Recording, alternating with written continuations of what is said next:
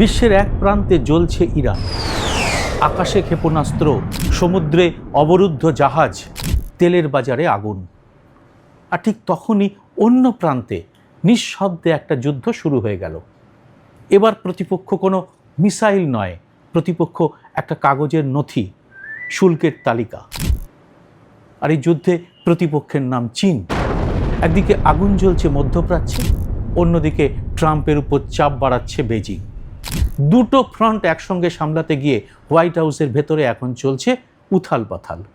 এর সম্পূর্ণ চিত্র এখনো পুরোপুরি প্রকাশ্যে আসেনি, কিন্তু সংখ্যা আর ঘটনা প্রবাহ একসঙ্গে জুড়লে একটা ছবি মোটামুটি স্পষ্ট হয়ে উঠছে। সেই ছবিতে ট্রাম্প নিজেকে যতটা শক্তিশালী দেখাতে চাইছেন, ভেতরে ভেতরে কি ততটাই কাঁপছেন? কারণ তার শিওরে এখন ভোট, আর চীন ওস্তাদের মার একেবারে শেষ রাতে দিয়েছে।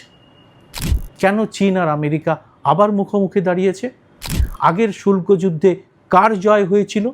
ইরান যুদ্ধে ট্রাম্প ঠিক কতটা কোণঠাসা, আর এই দুর্বলতার সুযোগ চীন কিভাবে নিতে প্রস্তুত, তা সহজ করে বোঝার চেষ্টা করব এই প্রতিবেদনে।